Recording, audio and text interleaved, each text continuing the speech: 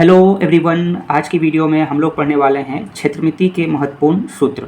क्षेत्रमिति जो आपका चैप्टर है उसमें जो भी सूत्र यानी कि फॉर्मूला जो यूज होता है उसको हम लोग सभी जानने वाले हैं।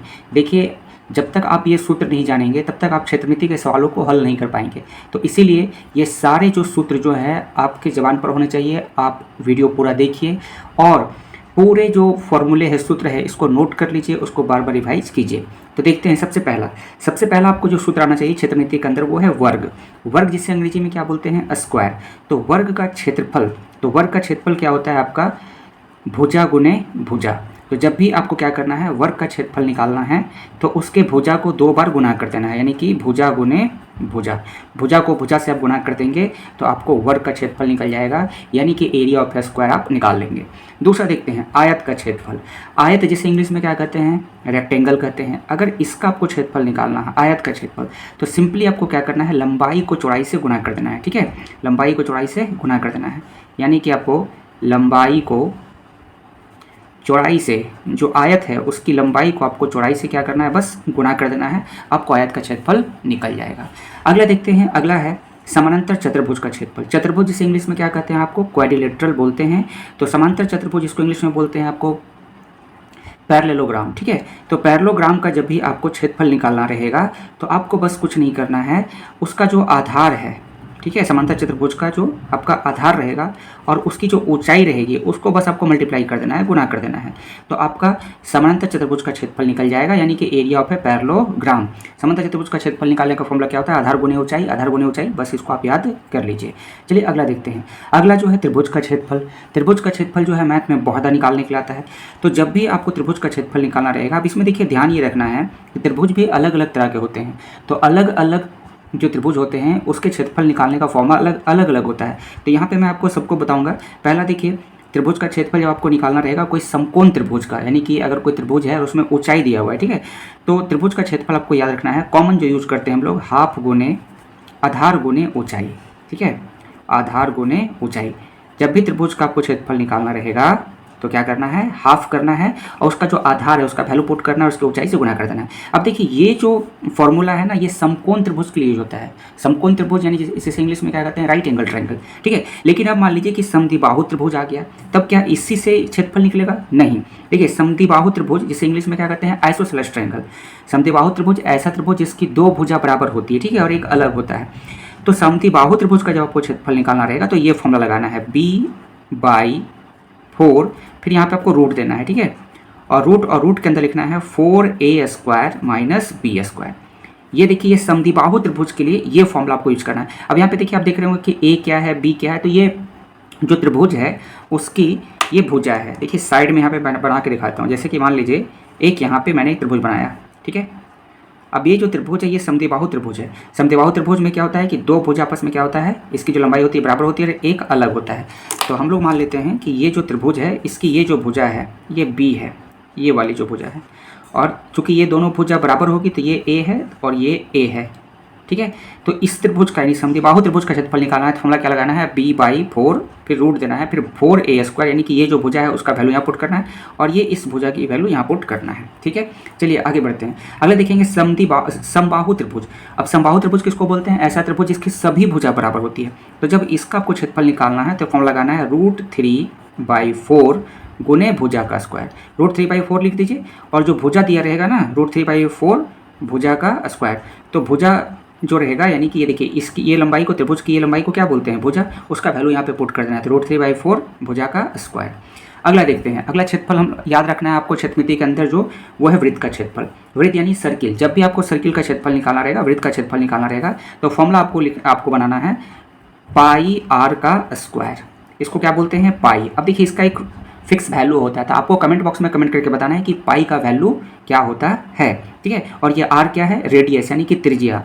जो भी वृत्त रहेगा, जैसे ये देखिए इस तरह से मान लीजिए कि ये वृत्त है, ये एक वृत्त है और ये इसका क्या है? केंद्र है, और यहाँ से यहाँ की दूरी को क्या बोलते हैं? त्रिज्या। ठीक है, तो बस कुछ नहीं करना है, आपको पाई पाई का वैल्यू यहाँ पुट करना है। अब आप कमेंट बॉक्स में बताइए कि पाई की वैल्यू क्या होती है, और ये जो त्रिज्या दे रहेगा ना, इसको यहाँ पे 2 बार लेकर के गुना कर देना है। चलिए आगे देखेंगे वृत्त की परिधि। परिधि का मतलब होता है जैसे कि अगर ये कोई मान लीजिए कि आपका वृत्त है, तो इसकी जो बाउंड्री, जो किनारे की जो लंबाई होती है ना, उसी हम लोग बोलते हैं परिधि। तो जब भी आपको वृत्त की परिधि निकालना रहेगा तो फॉर्मूला लगाना है 2πr। 2 यहाँ पाई का वैल्यू पुट करना है, आर मतलब ये त्रिज्या का वैल्यू यहाँ पे लिख देना है। ठीक है, आगे चलते हैं। अगला देखेंगे, अगला हम लोग को निकालना है समलंब चतुर्भुज का क्षेत्रफल। समलंब जैसे इंग्लिश में कहते हैं आपको ट्रैपिजम। तो जब भी आपको ट्रैपिजम का क्षेत्रफल निकालना रहेगा, ठीक है, तो हमें फॉर्मूला लगाना है 1/2 हाफ गुने समानांतर भुजाओं का योग, समानांतर भुजाओं का योग, और गुने में आपको ऊंचाई। ठीक है, तो जो भी समांतर चतुर्भुज है, मान लीजिए समांतर चतुर्भुज है, ठीक है, सॉरी समलंब चतुर्भुज है, समलंब चतुर्भुज है, तो इसका जो आपको पता होगा कि समलंब चतुर्भुज में जो 2 भुजा क्या होती है, समांतर होती है, और 2 भुजा असमांतर होती है। तो जो समांतर भुजा होगी उसकी लंबाई आपको यहाँ पे लिखना है, ठीक है, और ऊंचाई को लिख देना है। चलिए अगला देखते हैं समचतुर्भुज का क्षेत्रफल। ठीक है, अगला हम लोग करेंगे समचतुर्भुज का क्षेत्रफल। तो समचतुर्भुज का क्षेत्रफल निकालना रहेगा तो फॉर्मूला लगाना है 1/2 गुने d1 × d2। अब देखिए ये d1 और d2 क्या है, विकर्ण। आपको क्या करना है, समचतुर्भुज का मान लीजिए कि दोनों विकर्ण दिया हुआ है, दोनों विकर्ण की लंबाई दी हुई है, ठीक है, तो हाफ लिखना है और दोनों विकर्ण का वैल्यू यहाँ बैठा देना है। समचतुर्भुज का क्षेत्रफल आपका निकल जाएगा। समचतुर्भुज इंग्लिश में क्या बोलते हैं, रोम्बस। क्लियर, ठीक है। तो वीडियो अच्छा लग रहा है तो लाइक कीजिए, शेयर कीजिए और चैनल को जरूर सब्सक्राइब कीजिए। चलिए अगला देखते हैं। नेक्स्ट है समांतर चतुर्भुज का क्षेत्रफल। समांतर चतुर्भुज जिसे देखिए इसका जो क्षेत्रफल है मैं ऑलरेडी बता चुका हूँ। समांतर चतुर्भुज का क्षेत्रफल यहाँ पे आइए 3 नंबर पर, तीसरे नंबर पे समांतर चतुर्भुज का क्षेत्रफल बता चुका हूँ ऑलरेडी। आधार गुणे क्या होता है, ऊंचाई होता है। तो यहाँ पे ज़्यादा समझाना कुछ नहीं है। समांतर चतुर्भुज का क्षेत्रफल सीधा होता है आधार गुणे ऊंचाई। तो यहाँ पे लिख देते हैं आधार गुणे ऊंचाई। ठीक, आगे चलते हैं। अगला आ गया आप घन। घन जिसे इंग्लिश में क्या कहते हैं, क्यूब। तो जब भी आपको घन का कुल पृष्ठीय क्षेत्रफल निकालना रहेगा, घन का यानी कि क्यूब का, ठीक है, तो घन का जब भी कुल पृष्ठीय क्षेत्रफल निकालना रहेगा तो फॉर्मूला आपको बैठाना है 6 गुने भुजा का स्क्वायर। ठीक है, घन का 6 गुने भुजा का स्क्वायर है ना, इसमें आपका 6 गुने भुजा का स्क्वायर लगा देना है। अगला देखते हैं घनाभ। घनाभ जिसे क्या बोलते हैं, क्यूबॉइड।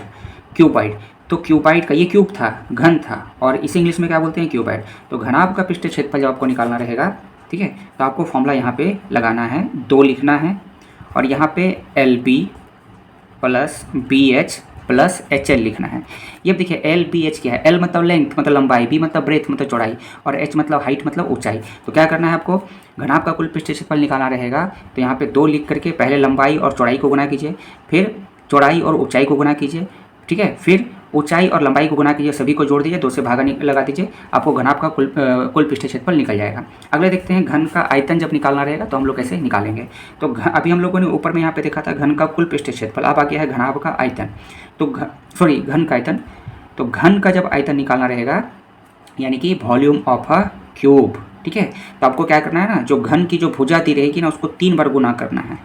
ठीक है, तो सीधे लिख देते हैं भुजा का पावर 3। ठीक है, भुजा का पावर 3 यानी कि भुजा को 3 बार गुना करना है। जैसे मान लीजिए कि घन का आयतन निकालना है और उसका भुजा दिया हुआ है 5, तो 5 को 3 बार गुना करना है। 5 × 5 × 5 कितना जाएगा, 125। तो इस प्रकार से आप घन का आयतन निकाल सकते हैं। चलिए अब आगे का जो सूत्र है उसको हम लोग अगले पेज पर चलते हैं। अगले पेज पर चलें उससे पहले आपसे रिक्वेस्ट है कि चैनल को जो सब्सक्राइब कीजिए और वीडियो अच्छी लग रही हो तो लाइक और शेयर कीजिए। अब आगे हम लोग देखेंगे, आगे हम लोग करेंगे घनाभ का आयतन। तो घनाभ का आयतन निकालना रहेगा तो बहुत ईजी है। जो घनाभ की जो लंबाई होगी यानी लेंथ होगी और जो ब्रेथ होगी और जो हाइट होगी, इन तीनों को आपको बस गुना कर देना है। ठीक है, तो घनाभ का आयतन क्या होता है, लंबाई गुने चौड़ाई गुने ऊंचाई। अगला देखते हैं बेलन का आयतन। बेलन जैसे इंग्लिश में क्या कहते हैं, सिलेंडर। इसका जब आपको कुल पृष्ठीय क्षेत्रफल निकालना रहेगा बेलन का, ठीक है, क्या कुल पृष्ठीय क्षेत्रफल, तो फॉर्मूला लगाना है 2πr, फिर ब्रैकेट देना है r + h। अब जान लेते हैं ये क्या है, 2π, ठीक है, इसका वैल्यू यहाँ पुट करना है। r मतलब त्रिज्या हो गया और h मतलब क्या हो गया, ऊंचाई। अगले देखेंगे बेलन का आयतन निकालना है यानी कि सिलेंडर का वॉल्यूम निकालना है, तो आपको फॉर्मूला लगाना है, ये बेलन का आयतन हो गया आपका πr²h। ठीक है, πr²h। ठीक है, बेलन का जब आयतन निकालना रहेगा तो फॉर्मूला लगाना है πr²h। पाई का वैल्यू पुट करना है, r त्रिज्या है और h क्या है, ऊंचाई है। ठीक है, अगला देखते हैं। अगला है शंकु का आयतन। शंकु का आयतन हो जाएगा 1/3 πr²h। ठीक है, नेक्स्ट करते हैं। अब हम लोग करेंगे गोले का आयतन। गोला जिस इंग्लिश में क्या कहते हैं, स्फेयर। तो एक एक करके जानेंगे। पहले गोले का आयतन जानेंगे, फिर अर्धगोले का आयतन जानेंगे। तो देखिए गोले का जब आपको आयतन निकालना रहेगा, ठीक है, तो फॉर्मूला आपको पुट करना है 4/3 पाई आर का क्यूब, पाई आर का क्यूब। और वहीं देखिए गोले का अगर कुल पृष्ठीय क्षेत्रफल निकालना है, गोले का कुल पृष्ठीय क्षेत्रफल, तो फॉर्मूला लगाना है 4 पाई आर का स्क्वायर, ठीक है। अब देखिए अर्धगोले का आयतन निकालना है। अभी हम लोगों ने यहाँ पे देखिए गोले का आयतन निकाला, तो गोले का आयतन जब 4/3 पाई आर का क्यूब है, तो अर्धगोले का क्या होगा, इसका आधा होगा। आधा करने के लिए इसको क्या करेंगे, 2 से भागा देंगे। 2 से जब इसको भागा देंगे तो ये 4 क्या हो जाएगा, कट जाएगा, 2 आ जाएगा। तो देखिए अर्धगोले का आयतन आपको रटना नहीं है, अगर ये आपको गोले का आयतन याद है तो अर्धगोले का हम खुद से बना लेंगे। क्या हो जाएगा, 2/3 पाई आर का क्यूब, ठीक है। चलिए आगे देखते हैं। यदि अर्धगोले का ही तो आयतन था, अगर अर्धगोले का हमें पृष्ठीय क्षेत्रफल निकालना है, अर्धगोले का पृष्ठीय क्षेत्रफल आपको निकालना है, ठीक है, तब क्या लगाएंगे हम लोग, सो देखेंगे।